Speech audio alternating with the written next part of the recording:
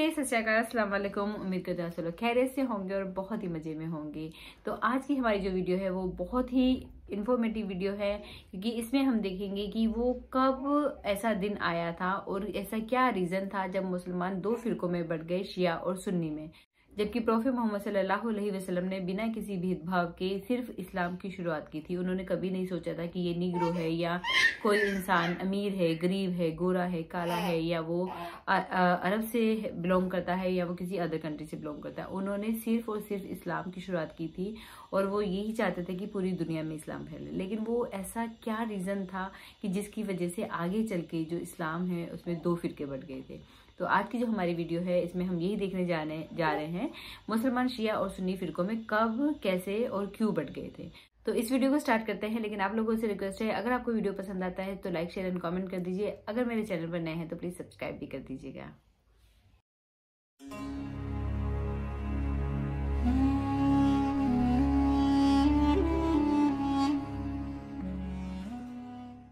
दोस्तों, ये बात तो हम सभी लोग बड़ी अच्छी तरह से जानते हैं कि इस वक्त इस्लाम धर्म हमारी इस दुनिया में ऑफिशियली दो ग्रुप यानी दो फिरकों में डिवाइड है। इनमें से पहले और बड़े फिरके को जहां एक तरफ सुन्नी तो वहीं दूसरी तरफ दूसरे फिरके को शिया के नाम से जाना जाता है। मगर दोस्तों, आमतौर पर जब कभी भी आप लोग शिया सुन्नी लिखा हुआ देखते होंगे या फिर इनके बारे में पढ़ते होंगे या कुछ भी सुनते होंगे तो आप लोगों के दिमाग में ये सवाल ज़रूर आता होगा कि आखिर जब इन दोनों ही ग्रुप्स का खुदा एक है, यानी एक ही रब की ये इबादत करते हैं, इन लोगों की किताब यानी कुरान एक है, इवन इनके प्रॉफिट यानी पैगम्बर भी एक हैं, तो आखिर इन दोनों ही फिरकों के रास्ते अलग अलग क्यों हैं? आखिर इतिहास में ऐसा क्या हुआ था कि जिसकी वजह से ये इस्लाम धर्म दो फिरकों में बट गया था? और इन दोनों ग्रुप्स के न सिर्फ रास्ते अलग अलग हो गए थे, बल्कि ये दोनों आपस में एक दूसरे के जानी दुश्मन भी बन गए थे।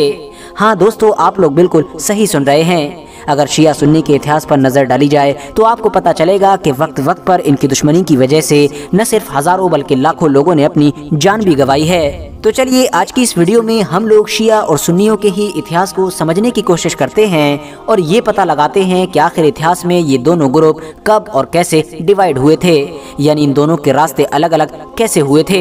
RH नेटवर्क के नॉलेजेबल फ्रेंड्स, वैसे तो ये एक ऐसा टॉपिक है कि जिसको आसानी के साथ समझना और समझाना बड़ा मुश्किल काम है। इसके अलावा ये इतना ज़्यादा कॉम्प्लिकेटेड भी है कि जिसको सिर्फ एक छोटी सी वीडियो में कवर किया ही नहीं जा सकता है। मगर फिर भी हम अपनी आज की इस छोटी सी वीडियो में उन बड़े और बुनियादी मुद्दों पर बात करेंगे कि जिन मुद्दों की वजह से ही इन दोनों के बीच डिवीज़न हुआ था। तो मैं आप लोगों को बता दूं कि जब कभी भी आप लोग ऐतिहासिक किताबों की मदद से ये जानने की कोशिश करेंगे और ये चीज़ ढूंढने की कोशिश करेंगे कि भाई इन दोनों के बीच बंटवारा हुआ क्यों था, इनके रास्ते अलग हुए क्यों थे, तो मैं आपको बता दूं कि आपकी दिमाग की सुइयां हमेशा दो जगह पर ही जाकर रुकेंगी, जिसमें से पहली चीज़ तो होगी खिलाफत, जबकि दूसरी चीज़ होगी 632 ईस्वी का साल। हाँ दोस्तों, 632 ईस्वी का ये वही साल था कि जिस साल हमारे आखिरी पैगंबर यानी कि हज़रत मोहम्मद सल्लल्लाहु अलैहि वसल्लम ने ज़ाहिरी तौर पर हमारी इस दुनिया को अलविदा कहा था और उनके इस दुनिया से जाने के बाद ही इस पूरे मैटर की शुरुआत हुई थी। दरअसल दोस्तों, जब आखिरी पैगंबर यानी हज़रत मोहम्मद सल्लल्लाहु अलैहि वसल्लम अपने आखिरी वक्त में काफ़ी बीमार हो गए थे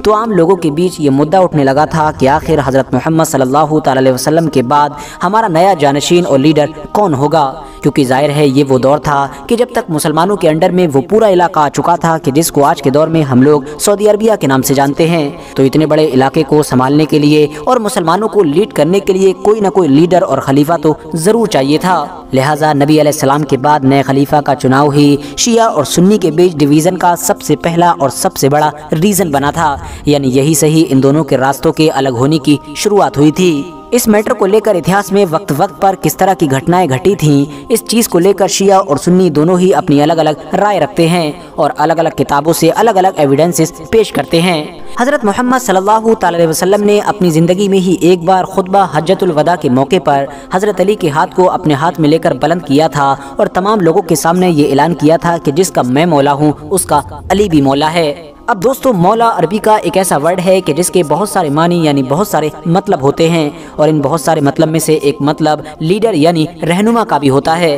तो लिहाजा शिया लोग इस हदीस से ये साबित करते हैं कि नबी अलैहिस्सलाम ने तो अपनी ज़िंदगी में तमाम लोगों के सामने खुले तौर पर ही ये ऐलान कर दिया था कि मेरे बाद मेरा खलीफा हज़रत अली होंगे। जबकि दूसरी तरफ सुन्नी लोगों का ये मानना है कि यहाँ पर नबी अलैहिस्सलाम ने जो ये कहा था कि जिसका मैं मौला हूँ उसका अली भी मौला है, इससे वो आम लोगों के सामने ये जाहिर करना चाह रहे थे कि हजरत अली के साथ उनका रिश्ता कितना गहरा है। क्योंकि अरबिक में जिस तरह से मौला का मतलब लीडर और रहनुमा होता है, बिल्कुल इसी तरह से दोस्त भी होता है। इसके अलावा भी खिलाफत से रिलेटेड ऐसे बहुत सारे वाक़यात हैं जिनको लेकर शिया और सुन्नी दोनों ही अलग अलग राय रखते हैं। फिलहाल जब 632 ईस्वी में नबी अलैहिस्सलाम की ज़ाहिरी तौर पर वफ़ात हुई यानी उन्होंने इस दुनिया को अलविदा कहा, तो उस वक्त तक अरब के मुसलमान किसी भी एक ऐसे इंसान को लेकर मुत्तफिक नहीं थे कि जिसको अगला खलीफा बनाया जाए। इसीलिए वफ़ात होते ही ये चीज़ भी ज़रूरी थी कि जल्द से जल्द नया खलीफा बना लिया जाए ताकि बाहर का कोई भी दुश्मन इस मौके का फ़ायदा ना उठा सके। इसके अलावा अंदर फैलने वाले किसी भी फितने और फसाद से भी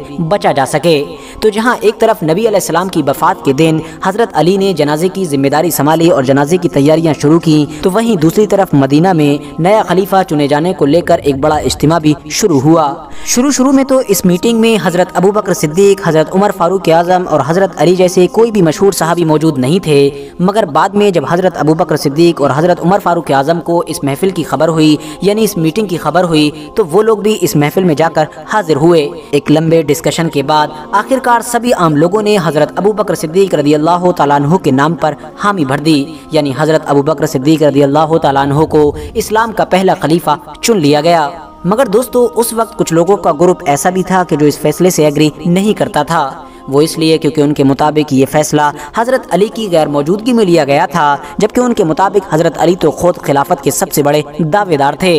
इसीलिए हज़रत उमर बाकायदा तौर पर बाद में खुद हज़रत अली से पर्सनली मिले और बाद में हज़रत अली ने भी हज़रत अबू बकर सिद्दीक रज़ियल्लाहु तआला अन्हु के नाम पर हामी भर दी थी और हज़रत अबू बकर सिद्दीक रज़ियल्लाहु तआला अन्हु की बैअत कर ली थी। मगर दोस्तों हज़रत उमर ने हज़रत अबू बकर सिद्दीक रज़ियल्लाहु तआला अन्हु के लिए हज़रत अली को किस तरह से कन्वेंस किया था, इस मैटर को लेकर भी ये दोनों ग्रुप अलग अलग राय रखते हैं। जहां एक तरफ सुन्नियों का ये मानना है कि हज़रत उमर रज़ियल्लाहु तआला अन्हु ने हज़रत अली से पुरअमन तौर पर मुलाकात की थी और एक मशवरे के बाद हज़रत अली भी मदीना के आम मुसलमानों की तरह हज़रत अबू बकर सिद्दीक रज़ियल्लाहु तआला अन्हु को खलीफा बनाए जाने को लेकर खुशी खुशी मान गए थे। तो वहीं दूसरी तरफ शिया लोगों का इसके बिल्कुल उलट मानना है। उन लोगों के मुताबिक हज़रत उमर रज़ियल्लाहु तआला अन्हु ने हज़रत अली से पुरअमन तौर पर मुलाकात नहीं की थी, बल्कि हज़रत अली तो इस फैसले के खिलाफ थे। इसीलिए हज़रत उमर गुस्से में हज़रत अली के घर का दरवाज़ा तोड़कर उनके घर में दाखिल हुए थे और माज़अल्लाह वो दरवाज़ा भी हज़रत अली की बीबी और हुजूर सल्लल्लाहु अलैहि वसल्लम की बेटी यानी कि हज़रत फातिमा के ऊपर गिरा था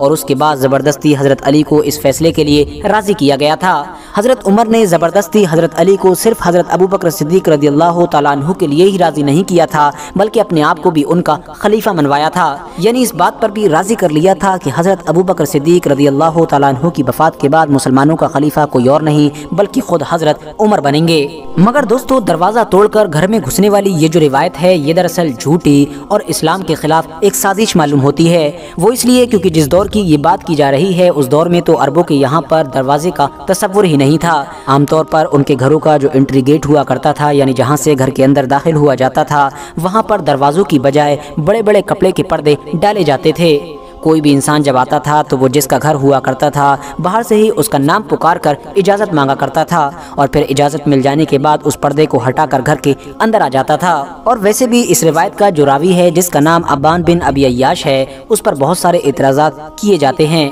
सुन्नी आलिम तो टोटली उस इंसान को एक झूठा और कज़्ज़ाब रावी मानते हैं। इवन इमाम बिन मुस्लिम ने अपनी किताब सही मुस्लिम के मुकदमे में भी इस इंसान को एक झूठा और कज़्ज़ाब रावी करार दिया है। और हैरानी की बात तो ये है कि खुद शिया ग्रुप के भी कुछ ऐसे स्कॉलर्स हैं, कुछ ऐसे आलिम हैं कि जो इस इंसान को एक झूठा और कज़्ज़ाब रावी करार देते हैं, जिनमें एक मशहूर नाम असैयद अबुल कासिम अल खुई का है। इसके अलावा इन तमाम चीज़ों को अगर छोड़ भी दिया जाए तब भी हिस्टोरिकली यानी ऐतिहासिक तौर पर यह चीज़ पॉसिबल मालूम नहीं होती है। वो इसलिए क्योंकि आखिरी वक्त तक हज़रत अली का हज़रत उमर के साथ जिस तरह का रिश्ता रहा था वो तो दरअसल किसी और चीज़ की ही तरफ इशारा करता है। हम सभी जानते हैं कि जहां एक तरफ हज़रत अली ने अपनी बेटी उम्मे कुलसूम का निकाह हज़रत उमर के साथ कर दिया था, तो वहीं दूसरी तरफ हज़रत उमर ने भी अपनी खिलाफत के दौर में न सिर्फ हर मामले में हज़रत अली से मशवरा लिया था, बल्कि उनको चीफ जस्टिस जैसी एक बड़ी पोजीशन पर भी बैठाया था। अब आप लोगों को ये समझाने की ज़रूरत नहीं है कि आखिर चीफ जस्टिस की पोजीशन कितनी बड़ी होती है। एक ऐसी बड़ी और आज़ाद पोजीशन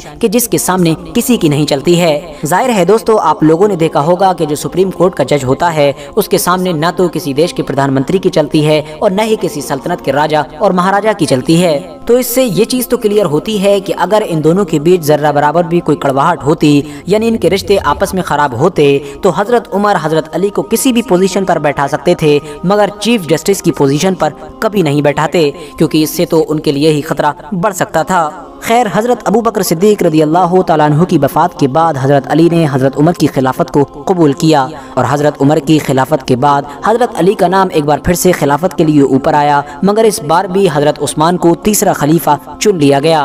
और हजरत अली ने हजरत उस्मान गनी रदियल्लाहु ताला अन्हु की खिलाफत को भी खुशी खुशी कबूल किया। मगर दोस्तों, वक्त के साथ ही हजरत उस्मान गनी रदियल्लाहु ताला अन्हु की खिलाफत के दौर में बगावत की आंधी उठना शुरू हो गई थी।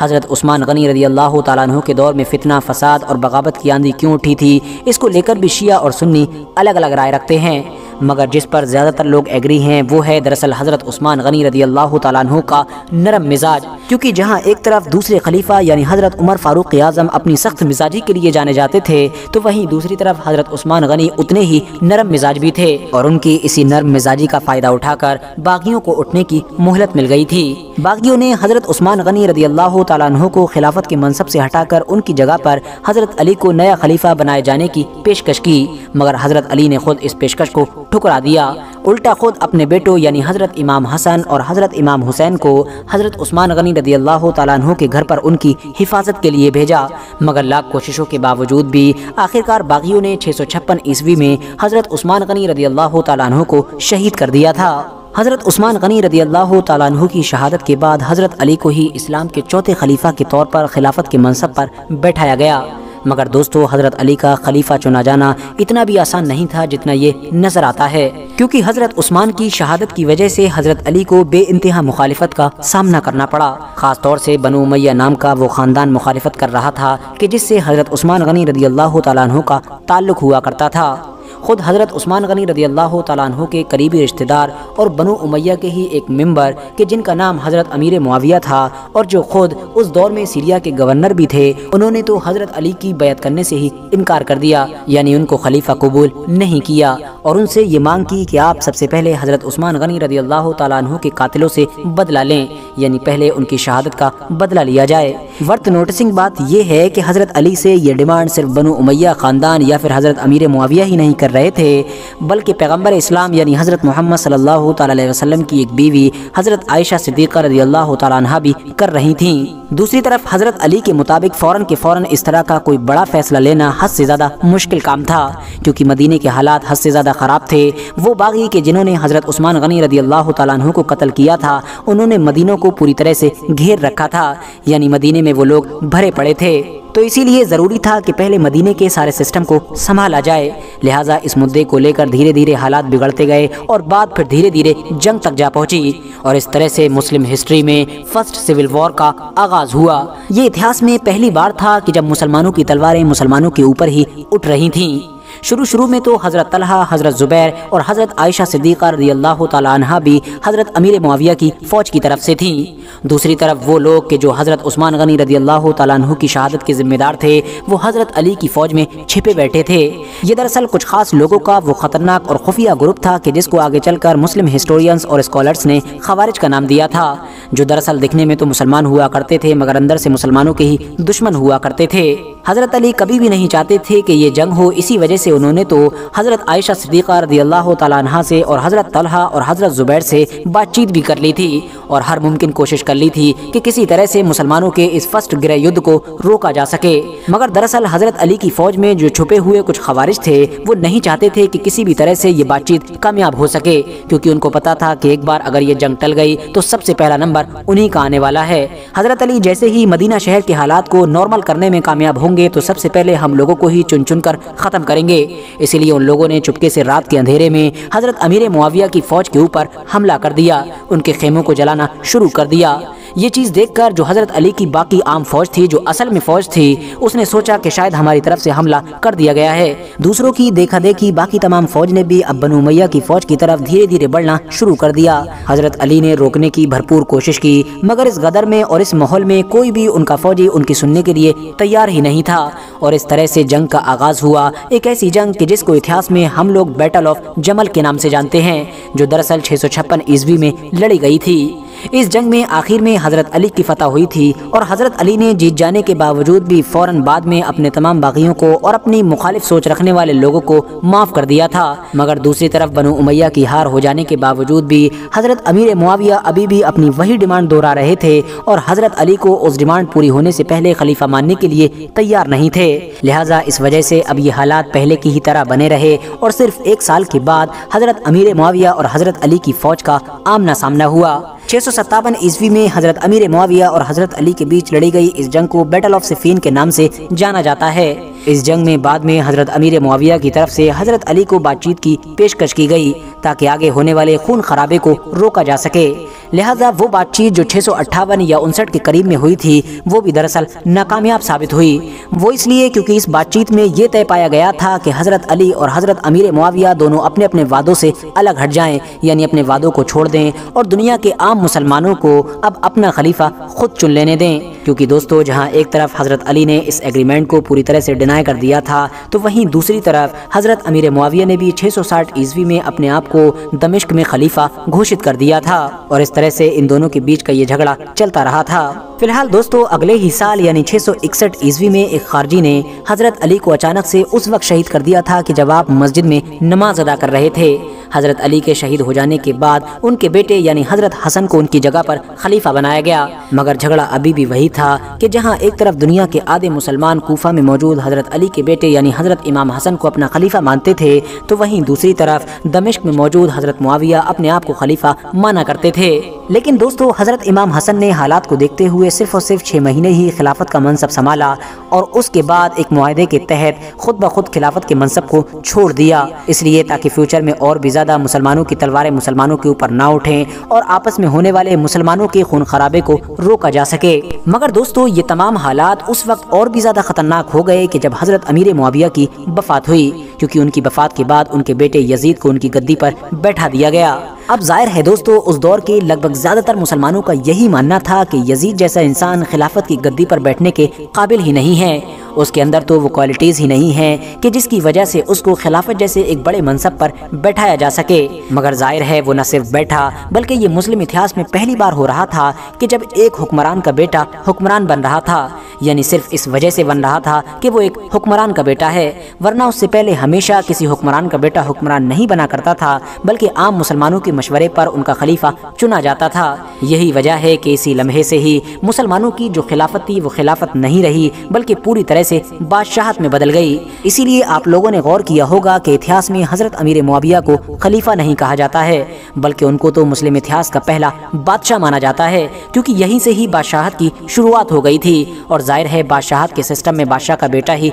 बादशाह बनता है। यजीद के हुक्मरान बनते ही हालात और भी ज़्यादा बिगड़े और दुनिया के बहुत सारे मुसलमानों के साथ साथ खुद हुजूर सल्लल्लाहु अलैहि वसल्लम के नवासे यानी हज़रत अली के बेटे हज़रत इमाम हुसैन ने भी उसकी बैत करने से इनकार कर दिया, मतलब उसको खलीफा मानने से इनकार कर दिया। नतीजा ये हुआ कि जो बाकी आम मुसलमान थे जो यजीद के मुखालिफ थे, उन्होंने हज़रत इमाम हुसैन को ही अपना खलीफा मानना शुरू कर दिया, यानी वो यजीद की जगह हज़रत इमाम हुसैन को खिलाफत के मनसब पर देखना चाहते थे। ऐसे हालात को देखकर यजीद के लिए खतरा बढ़ने लगा था और उसने सोच लिया था कि हो न हो हर हाल में मुझको हज़रत इमाम हुसैन की बैत लेना ही पड़ेगी, यानी उनको अपने पाले में करना पड़ेगा, वरना मैं कभी कामयाब हो ही नहीं सकता हूँ। इसीलिए उसने जल्द से जल्द हज़रत इमाम हुसैन और उनकी बाकी फैमिली पर हद से ज़्यादा प्रेशर डालना शुरू किया कि वो किसी तरह से उसको खलीफा मान लें। मगर हज़रत इमाम हुसैन ने किसी भी हालत में उसकी खिलाफत को कबूल नहीं किया। धीरे धीरे हालात और भी ज़्यादा बिगड़े और फिर उस हालत तक पहुँच गए कि जिस हालत पर जाकर करबला की जंग लड़ी गई थी। मुझे उम्मीद है कि करबला के मैदान में क्या हुआ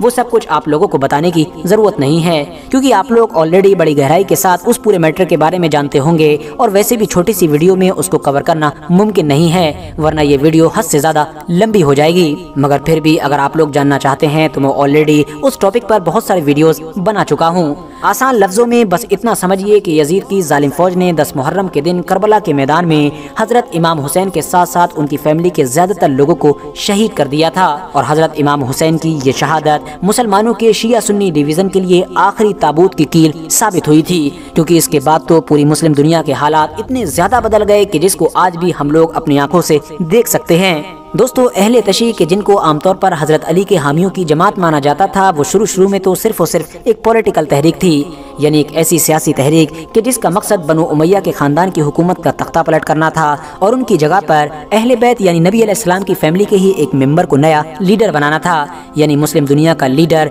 उनको नबी अलैहिस्सलाम के खानदान के ही एक मेंबर को बनाना था। मगर बाद में धीरे धीरे इतिहास के साथ साथ कुरान, हदीस और इस तरह की हर चीज में अलग अलग राय रखने की वजह से और हर चीज को अलग अलग तरह से मानने की वजह से ये अहले तशी एक सियासी तहरीक से फिरके में बदल गई और आज के दौर में आमतौर पर हम इन्हीं अहले तशी को ही शिया के नाम से जानते हैं। फिलहाल दोस्तों, उम्मीद करता हूँ कि मेरी आज की ये वीडियो आप लोगों को बहुत ज़्यादा इन्फॉर्मेटिव लगी होगी और साथ ही साथ पसंद भी आई होगी। वीडियो अगर पसंद आई हो तो वीडियो को लाइक करने के साथ साथ अपने दोस्तों के साथ ज़रूर शेयर करें और हाँ, मेरे इस चैनल को सब्सक्राइब करने के साथ साथ बेल आइकन को भी ज़रूर प्रेस करें।